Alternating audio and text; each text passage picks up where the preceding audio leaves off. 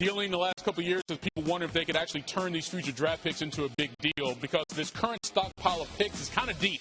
Third overall pick this year, at least 2 first-rounders next year, possibly 3, depending on which pick the Lakers have. And if they don't get the Lakers pick, it would be the Kings pick in 2019, in addition to their own and a pair of protected picks. All right, a lot to absorb. So to do that, we bring in 2 experts, Tom Penn and Ryan Rosillo. And you guys, earlier we were talking to Jeff Goodman in the 7 o'clock hour about some information that I got over the weekend that I thought was surprising, is that the Celtics cooled on Markelle Fultz after his workout. They said he wasn't explosive enough, and they didn't feel that he was a top pick in the draft in terms of overall talent.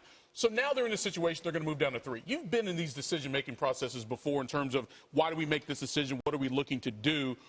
What are their possibilities now that they are picking number 3 and they have an extra pick? It's the same as it ever was. They have $30 million, right, in cap room, $30+ million in cap room.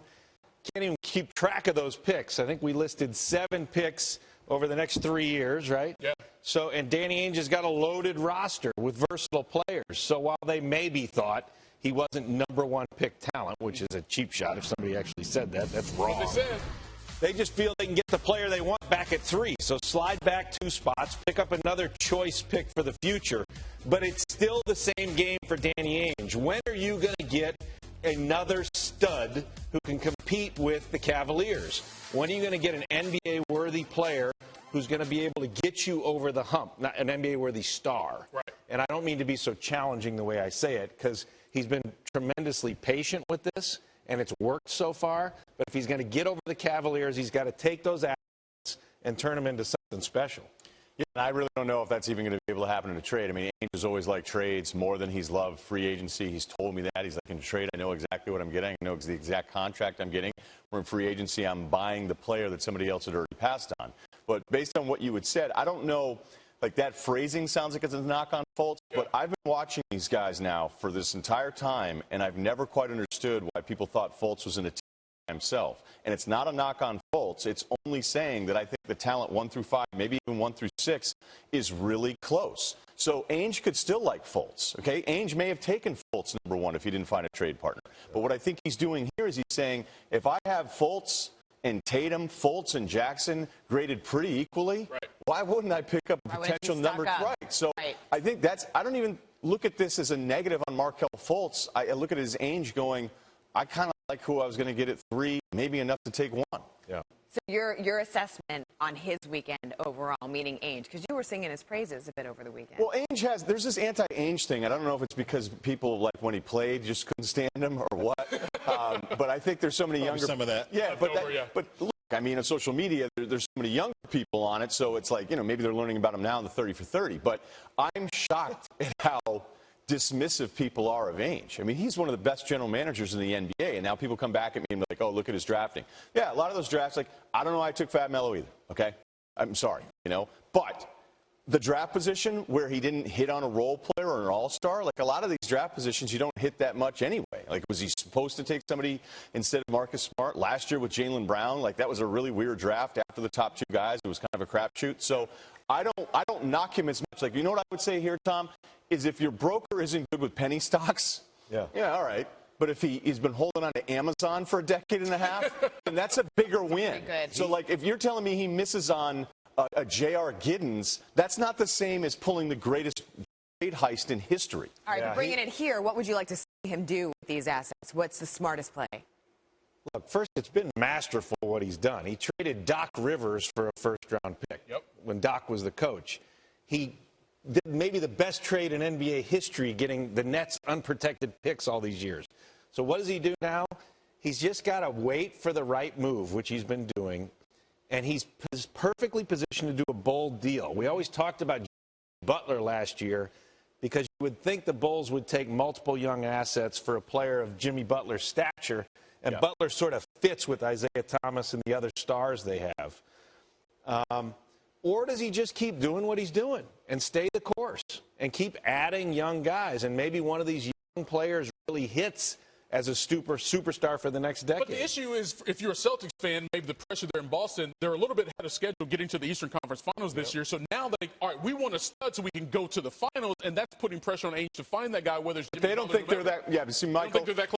Office, they don't think they're those teams. Right. And that's the beauty of this whole thing, is that I think most organizations, most cities, they go, man, we're one of the Final Four teams in the NBA. Right. That's not who you are. That was like the Jets going to the AFC Championship back-to-back years. You played in a game, but that's not really the neighborhood you live in. There you go. And the Celtics know that that's not their neighborhood. So they're not just trying to do some quick fix piece to add to a team that was one of the weirdest one seeds that we've ever seen, and obviously was a mess once Isaiah couldn't play in the Eastern Conference Finals. Look, it's hard to trade the #1 pick in the draft. It rarely happens. This shows you the position of strength that Danny Ainge is in as a decision maker, to be able to slide off of one. Right. And let's say Fultz does become a superstar. He's willing to take that risk because he's sitting in that unusual spot, a 50-plus win team with the #1 pick in the draft, now the #3 pick in the draft. And he may have it again next year. It is gutsy to be patient and not listen to the noise. Yeah. Just do your thing. Well, in Philly, they're trusting the process, and that's a turn to Philadelphia. Tom, what do you make of this trio of young players they're putting together? Again, Embiid, Simmons, and now potentially Fultz. Spectacular on paper, right? Yeah. On paper. Yeah, That's all we got. But that's all you can do now. Right. Positionally, they fit together so well. You may have the best young, dominant big man in the league. Well, he would be, right? Oh, yeah. I mean, Embiid's terrific when he's playing. And then you got Simmons, who's this, like, prolific point-forward playmaker who's developing a jump shot and could be spectacular. And then you've got the promise of Fultz. If. Are they going to be on the floor together, particularly with Joel Embiid? You just get the worrying, right? He only played 31 games. 31 games last year. Yeah. Career. 0 for Simmons. Now, Simmons, you think going to come back? Oh, 31 for his career, right? Yeah. So His first year hurt, just like Simmons did last year. So you just, if they can play together, and these are huge ifs, it could be spectacular. Yeah, on paper, you nail it. Fultz makes all the sense in the world from what they need. They haven't had shooting. They've always been a team that struggled shooting. So if you look at where Philadelphia was going to land, say they love De'Aaron Fox. Like, I love De'Aaron Fox. I think he's different than Ball and obviously Fultz. But if you had him at 3, you may say to yourself, okay, do we have enough shooting right now to put around a guy like De'Aaron Fox? And I think Fox is going to get better as a shooter, so Fultz makes sense. The problem is, and I think what Philadelphia was doing here is they go, sure, we can keep another pick, but we still don't know who we are throughout this entire stretch of trying to figure this out. And if Embiid doesn't stay healthy, and we don't know what this is, like people that are saying, okay, they're going to be the best team in the East in a few years, I don't know that. And honestly, if I were running the Sixers, I'd probably trade Embiid, which is what no one wants to hear, because I'd be scared to death to give him more than $100 million to somebody that's played less than, 20% of his games? Yeah. And I love him. I think he's so many great. questions. Speaking of De'Aaron Fox, I just met him in the green room. You guys are going to love him, too. He's going to be here on SportsCenter AM come around 9:40 Eastern. No, Shout he's out the to best. Kentucky. Yeah, that's great. Why